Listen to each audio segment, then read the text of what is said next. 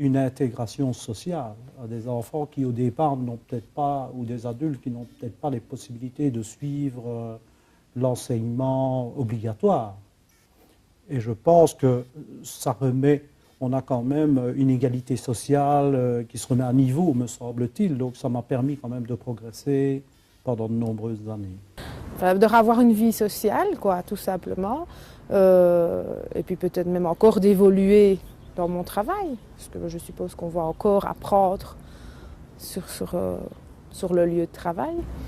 Un niveau de compétence qui va me permettre de pouvoir peut-être travailler à l'étranger. C'est-à-dire qu'avec le diplôme, au bureau d'architecture où je travaille, je pourrais signer les projets que je peux faire. Je pense que ça ouvre des portes et en tout cas ça permet à des gens qui ont une vie de famille trépidante, qui travaillent, qui ont envie de changer peut-être complètement d'orientation, de pouvoir le faire et en même temps pouvoir payer son loyer, toujours être compétitif au niveau du travail dans lequel on est et donc de pouvoir se garantir en tout cas une réussite et une vie, ne pas perdre sa vie de famille pour autant et donc pouvoir allier finalement, que tout le monde s'y retrouve et soit la famille, le patron et les bénéficiaires.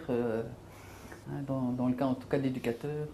Opportunité pour quelqu'un qui est rentré dans le monde du travail de pouvoir continuer des études et accéder peut-être à des postes auxquels il n'aurait pas eu accès si ça n'existait pas. Et donc c'est une boîte vraiment à dominance électronique et moi je m'occupe des tests, d'une partie des tests à la R&D. Oui, nous avons organisé dans notre établissement beaucoup de conventions avec le Forum Formation ou le Forum Conseil dans toute une série de domaines. Donc, avec le Forum Conseil, nous avons organisé une formation pour devenir indépendant, donc pour aider les demandeurs d'emploi à se mettre à leur compte, donc à ouvrir une activité en tant qu'indépendant. Et avec Forum Formation, nous avons organisé, notamment dans le domaine qui nous occupe aujourd'hui, des formations en sylviculture, en aménagement de jardin. Quand on parle de sylviculture, donc la formation que je suis, on pense tout de suite en premier lieu à garde forestier. Donc à la base, c'est vrai que moi, garde forestier, c'est ce pourquoi je voulais faire la formation. Et ensuite, j'ai réalisé qu'il y avait beaucoup de métiers très intéressants. Et donc voilà, ça ouvre des portes assez larges, peut-être un peu plus larges que d'autres formations sur l'environnement. Donc c'est des gens qui sont motivés dès le départ, je crois qu'ils veulent, même si tout le monde ne voulait pas faire son métier, c'est des gens qui veulent apprendre et qui sont motivés, donc c'était fort agréable. Je suis quelqu'un de très perfectionniste et donc j'aurais pu travailler à côté et un peu plus bâcler mon travail pour l'école. J'avoue avoir préféré faire l'inverse, dans le sens où j'avais 25 ans et bon, voilà, la formation devait durer 3 ans et demi. Je savais que ça commençait à faire court pour vraiment une reconversion professionnelle, donc j'ai préféré ne pas travailler en parallèle pour me mettre à fond dans la formation et la passer dans les meilleures conditions possibles.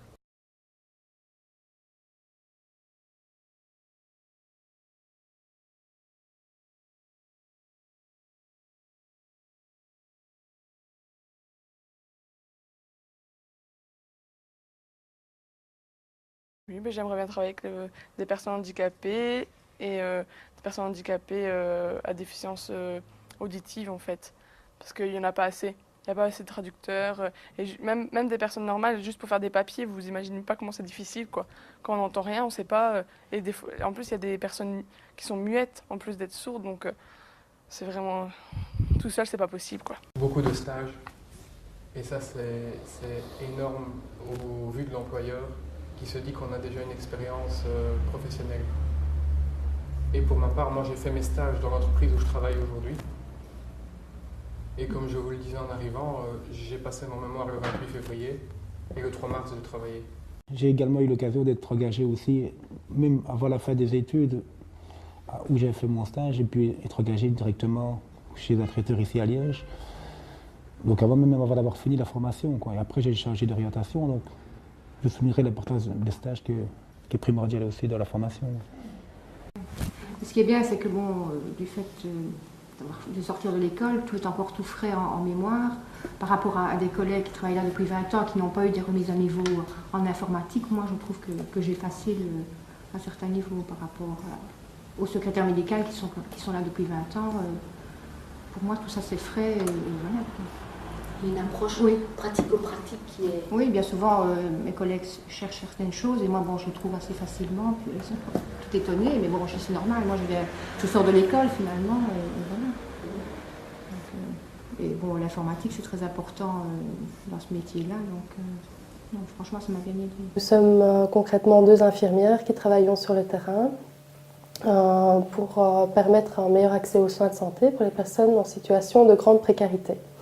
Donc concrètement, nous travaillons en rue, nous travaillons en immersion dans les différents restaurants sociaux, dans différents lieux d'accueil, pour aller à la rencontre des personnes qui ne font plus le pas d'aller vers l'institution, pour d'une part créer une accroche, une relation de confiance avec les personnes, mais dans l'optique de les réinsérer au système de soins. Donc aller voir un médecin traitant, faire les premiers soins, remettre en ordre mutuel.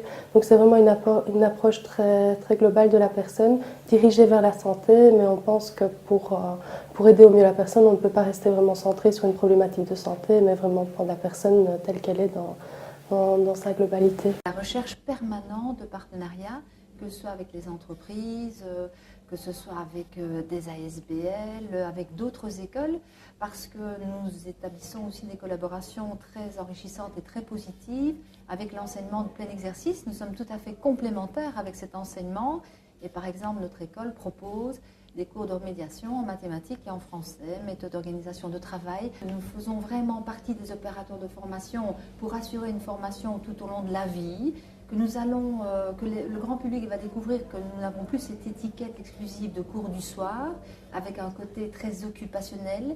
Nous sommes vraiment en enseignement à part entière, même dans le supérieur type cours. Nous avons une crédibilité tout à fait garantie par rapport aux autres opérateurs de formation.